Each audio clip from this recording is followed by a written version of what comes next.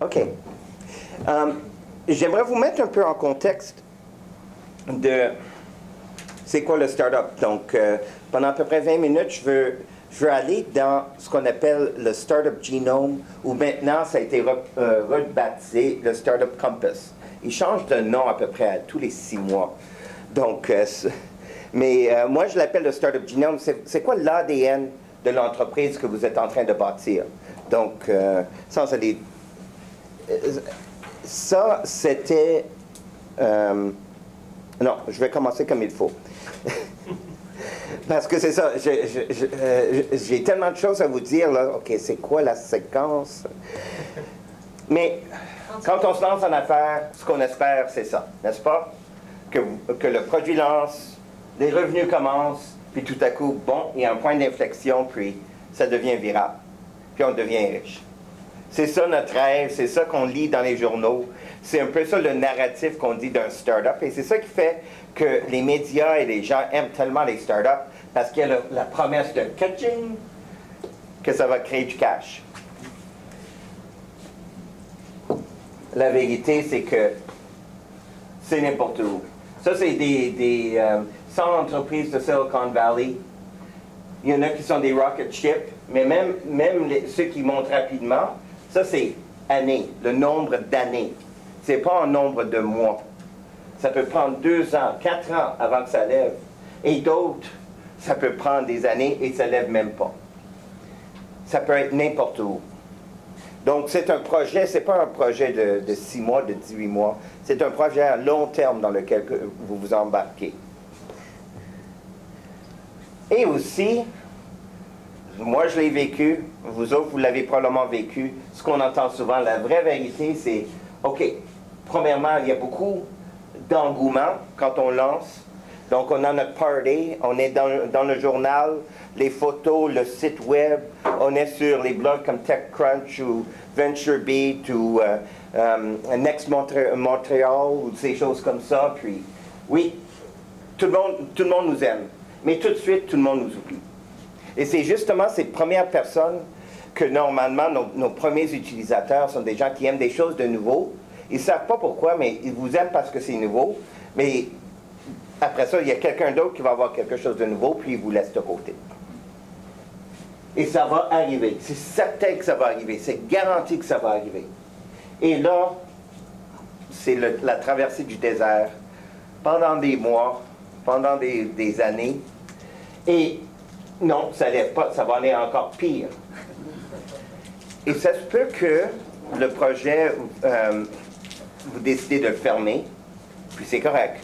Ou que tout le monde abandonne et vous continuez tout seul, c'est correct. Ou que vous abandonnez et que les autres continuent, et c'est correct. Oui?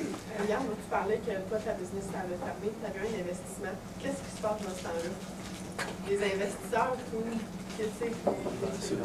J'ai mis un gros croix dessus, puis un couple d'années après, c'est ça, un couple d'années après, ça m'a amené à la faillite. Et j'ai recommencé, le gros bouton de reset, puis on recommence. Puis c'est ça la vie. Puis, c'est ça, des fois il faut mettre un X dessus. Mais il y a quelque chose qui, peut-être, on espère, vous venez à un programme comme Fast Track, vous décidez d'utiliser la méthodologie, et tout à coup vous trouvez une façon de le faire lever.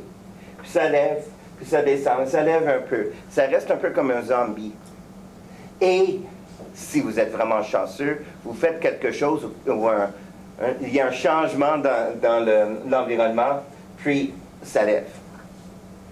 Ça, c'est les montagnes russes, les hauts et les bas, les hauts et les bas. Et ça peut arriver dans une même journée, que vous commencez, vous êtes très haut, à la fin de la journée, vous êtes très bas. Il faut vraiment s'attendre à ça. La probabilité que votre projet lève et devient viral et devient vraiment une entreprise à succès, les chances sont très, très minces. Parce que le modèle d'affaires ici, c'est quoi? C'est de créer un disrupt, de changer de statu quo.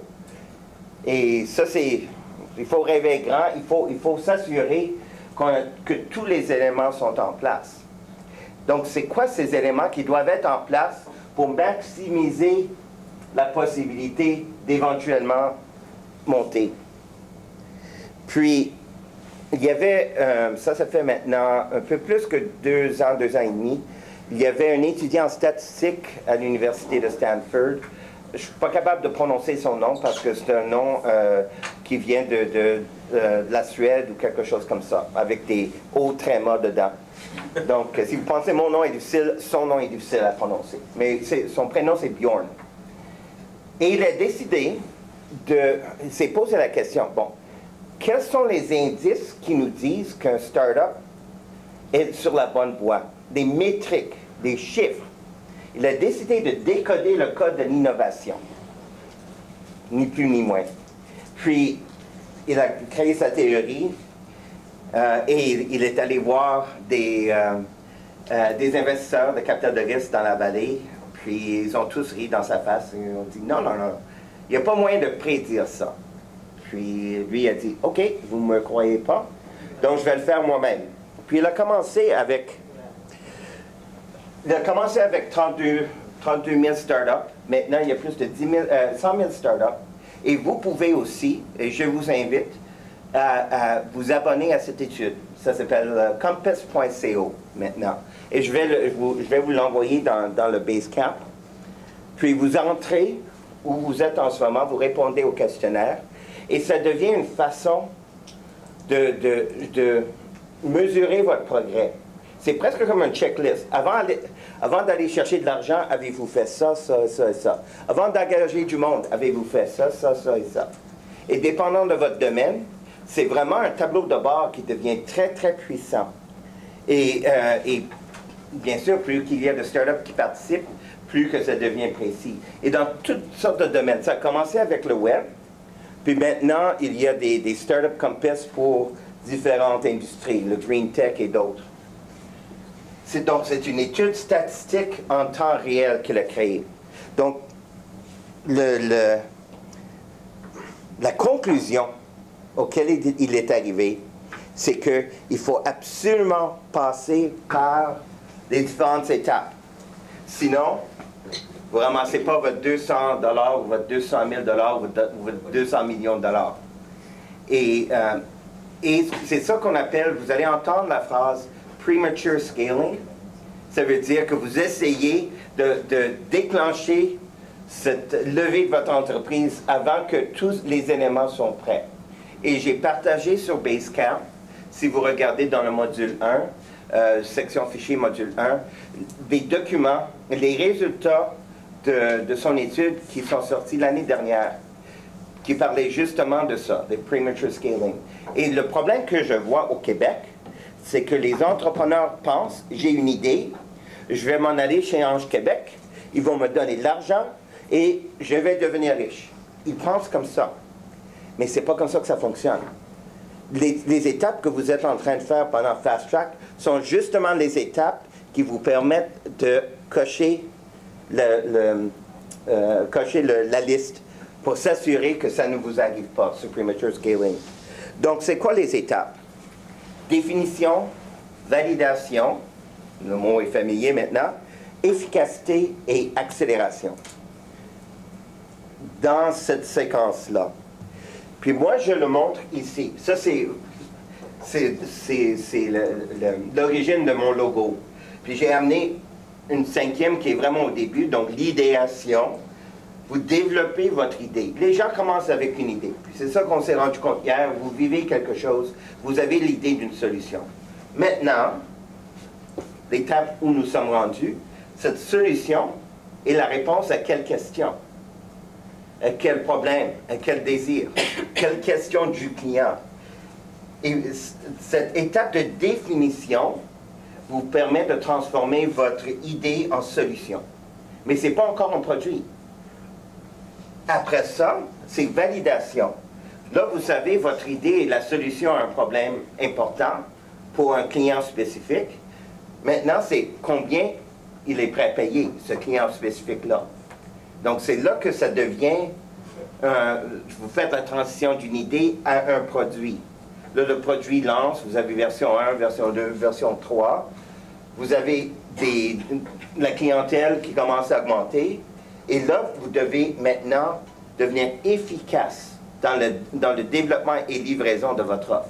C'est là que l'entreprise commence à grandir, que vous engagez du monde, que vous avez une structure maintenant. Le premier CA commence à se former et éventuellement, ben, là, vous devenez la référence du marché. Il faut passer par ces étapes-là. Il n'y a pas de raccourci.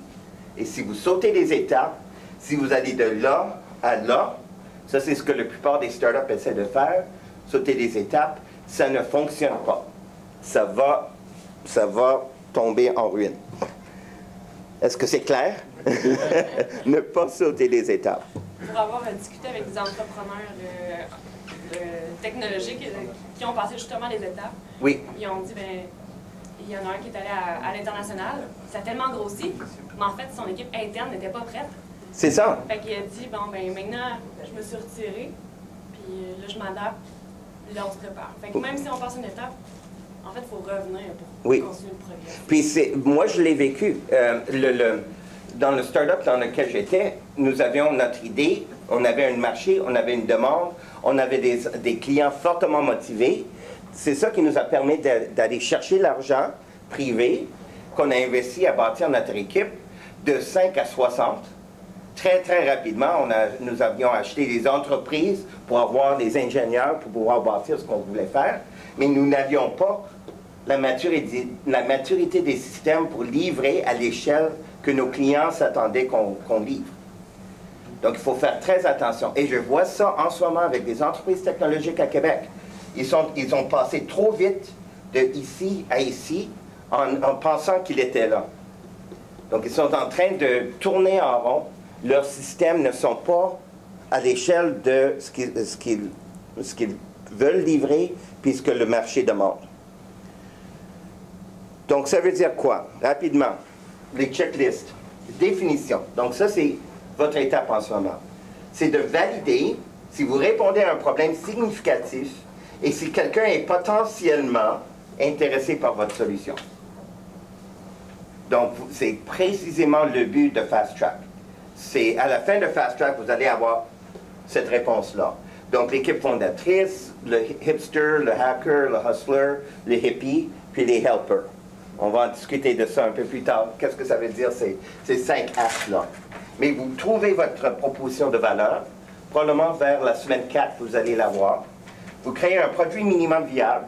Donc, entre la semaine 4 et la semaine 8, vous allez faire ça. L'équipe se joint à un incubateur ou accélérateur. Vers la fin de Fast Track, vous allez être prêt pour soit un accélérateur ou un incubateur ou un coworking ou un système de soutien continu. Le financement vient de vos amis, de votre famille et de votre visa. Et vous avez vos premiers mentors et aviseurs. Dans le domaine du web, c'est 5 à 7 mois. Puis, l'accélérateur et l'incubateur, ce que ça permet, Fast Track, c'est qu'au lieu de prendre 5 à 7 mois, on peut compresser ça. Parce que vous travaillez d'une façon structurée. Mais en général, c'est 5 à 7 mois. Après ça, validation. C'est là la question se lève. Combien les gens sont-ils prêts à payer? Donc, c'est ici que vous avez votre version 1 qui sort. Vous avez des métriques et des analytiques qui commencent à se dessiner, puis on va en parler lors des jours 3 et 4. Votre premier investissement ange financier. Donc, d'habitude, un individu ou un fonds d'amorçage. Puis au Québec, ça veut dire entre 150 à 400, 500 000 maximum. Donc, le premier investissement externe. Premiers employés, les gens qui sont payés, pas juste en équité, mais en argent. Vous faites des pivots du modèle d'affaires maintenant pour vraiment trouver qui sont prêts à payer et vous trouvez votre correspondance produit-marché. 3 à 5 mois. Donc là, on est rendu à 8 à 12 mois depuis le début de l'idée. Oui. L'investissement d'un ange financier, c'est une constance? Ça peut se faire sans? Oui, ça peut se faire sans. Je dis ange financier ou du crowdfunding ou... Mais est-ce qu'il n'y a pas de modèles qui peuvent s'autofinancer? Oh oui, oui. Puis on va en parler de ça, des différentes. Mais c'est dans le domaine du web, c'est le premier investissement externe. Normalement, si vous visez d'aller d'aller à un marché qui est plus grand que juste un marché local. Vous voulez avoir un partenaire financier externe parce que les gens qui deviennent riches, ils ne font pas ça avec leur propre argent. Ils font en utilisant l'argent des autres comme levier. Donc, et ça peut être aussi un joint venture qui arrive ici aussi, peut-être avec un de vos fournisseurs, mais il y a un apport d'argent externe, autre que de vos poches. Donc maintenant, vous avez votre version 1, version 2, vous avez une équipe, vous avez des partenaires financiers, vous avez un produit qui commence à prendre son élan. Maintenant, efficacité.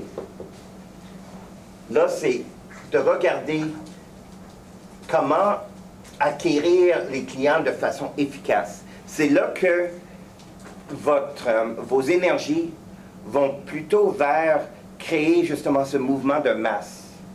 La tribu, la communauté, la viralité. Processus d'acquisition des clients qui est plus efficace, donc votre marketing est mieux visé.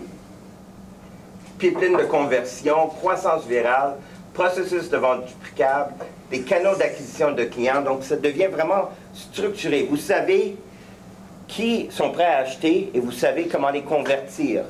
Et ça, on va en discuter lors du jour 3 et 4, le processus de conversion. Et un flux de revenus prévisible et fiable. C'est à cette étape-ci que vous êtes capable de faire des prévisions de 3 ans qui ont de l'allure. Avant ça, c'est très, très difficile. Mais rendu ici, vous êtes capable de le faire. Donc, ça fait à peu près 1 mois que vous êtes en affaires selon le modèle. Puis là, du mois 12 au mois 18, c'est là que ça devient vraiment intéressant. Vous êtes une vraie entreprise maintenant. Avant ça, vous n'étiez pas une vraie entreprise. Ici, vous faites la transition entre un start-up et une entreprise. Et l'étape que tout le monde veut, croissance agressive, domination de son segment, vous devenez la référence de votre marché. Donc, c'est ici que vous avez une ronde A d'investissement en capital de risque. Donc, au Canada, c'est 1 million à 5 millions. Là, c'est sérieux, votre affaire. Votre objectif, c'est de bâtir une entreprise qui éventuellement, va peut-être aller en bourse ou faire une acquisition ou être acquis ou de devenir plus grand. Donc, vous avez maintenant une entreprise qui fonctionne. C'est vous le PDG ou le CTO, le Chief Technology Officer, dépendant de votre intérêt. Oui? Ce que je comprends, c'est que les anges vont arriver plus de bonheur dans le processus, mais c'est quoi la différence vraiment entre le lycée et les anges? Oui, donc un ange va investir de l'argent, mais aussi va s'investir personnellement. Il devient un conseiller. Donc, c'est pour ça que à l'étape plus tôt, quand on a parlé ici, c'est pour ça que le premier investissement externe, c'est aussi quelqu'un qui va amener des contacts, qui va amener un soutien direct. Mais à l'étape plus tard, le but ici, c'est que tout le monde voit l'opportunité de créer du revenu. Donc, c'est beaucoup plus structuré. Juste pour aller à un round A coûte à peu près 100 000, 150 000 $ en frais d'avocat. Puis, mais il y a une structure pour ça. Et ce qui est intéressant, c'est qu'on voit maintenant des entreprises québécoises, des startups québécoises qui commencent à s'approcher à ce niveau-là. Et l'infrastructure est maintenant disponible au Québec pour faire ça, ce qui n'était pas nécessairement le cas il y a 5-10 ans. Donc, c'est ça. Oui? La ronde A, oui. ronde après? Oui, A, B, C, ça dépend si vous voulez. Puis on va en discuter lors de la section sur l'investissement. Ça dépend si vous visez à être acquis par une compagnie, si vous voulez aller en bourse. Donc, normalement, il y a A, B, C, puis après ça, un IPO. Mais de plus en plus, aux États-Unis, c'est A-round, puis après ça, IPO. Donc, ça dépend. Mais il y a un modèle que je vais partager avec vous là, quand on va parler d'investissement. Ça, c'est le jour 6 et 7. Donc, vous allez avoir toutes les réponses. Vous allez avoir votre plan pour bâtir une entreprise qui peut dominer votre segment et devenir la référence multinationale. Donc, c'est ça qu'on veut. On veut créer des gazelles pour emprunter un terme. Donc, c'est ça. C'est les étapes qu'il faut suivre. Comme j'ai mentionné, c'est compass.co qui est le site. Et ce dessin-là, vous allez le voir souvent. Je vais revenir pour justement vous situer où vous êtes rendu dans le processus. Commentaires, questions? Donc, c'est pour ça que vous commencez avec votre Canva. C'est pour ça que je vous pose, je vous challenge, je vous donne du feedback sur le Canva de cette façon-là, parce que je veux que ça soit vraiment solide. Puis ça, c'est le fondement. C'est pas juste, on creuse pas vous faites pas juste le fondement pour bâtir un bungalow, vous faites le fondement pour créer une tour qui va être solide. Donc, on va vraiment aller à fond à ces questions-là. Jimmy? J'ai tout le temps l'impression que ça s'adapte plus au startup web. J'en reviens souvent sur ça, mais c'est vrai tout ça, puis c'est sûr que je vais essayer d'appliquer aussi. Là. Mais je sais pas, on dirait que... Y a-t-il des cas réels qui se sont faits plus dans d'autres types de startups qui ne sont pas web? Oui. Puis c'est ça, justement, si vous regardez sur le site compass.co, ils ont récemment fait quelque chose dans le Green Tech, il me semble. Okay. La seule différence, c'est que c'est des délais qui sont plus longs. Okay. Le web, l'avantage du web, c'est que c'est très rapide de bâtir une idée puis de le sortir. Mais ce qu'on voit avec l'étude du Compass, c'est que la seule différence, c'est vraiment les échéanciers. Parce que le cycle de vente peut être plus long. Mais que vous vendez à une entreprise, que vous vendez aux consommateurs, il faut passer par ces étapes-là. Et votre plan, parce que je vois souvent les gens disent, oui, j'ai une excellente idée, puis pour le faire, j'ai besoin de 6 millions de dollars. Vous ne l'aurez pas, ce 6 millions de dollars. C'est impossible, que ce soit au Silicon Valley ou au Québec. Donc, il faut voir les étapes, il faut comprendre les étapes par étape pour pouvoir le faire.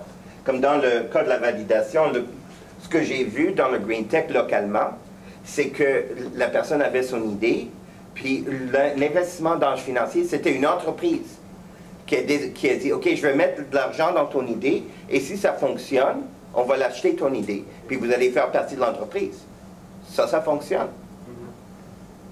Donc, mais le modèle, puis je l'ai dit, le modèle est basé d'abord sur le web, mais ce qui arrive maintenant, c'est ça se valide dans d'autres domaines. OK. Maintenant, la parole est à vous. On est à l'heure. Donc, 10 minutes de transition. Moi, j'ai 9h35 à 9h45, c'est le premier pratique de pitch. Donc, pour votre... pas pratique de pitch, pratique de Canva. Donc, c'est 5 minutes, votre présentation, puis je vous donne du feedback pendant 5 minutes. Vous avez des papiers jaunes pour donner votre feedback à la personne qui est en avant. Et commencez votre présentation du Canva avec la phrase que vous avez travaillée hier au midi, votre énoncé de positionnement. Le premier 60 secondes ou moins, c'est de me dire quoi, c'est quoi les 3 choses. Je veux savoir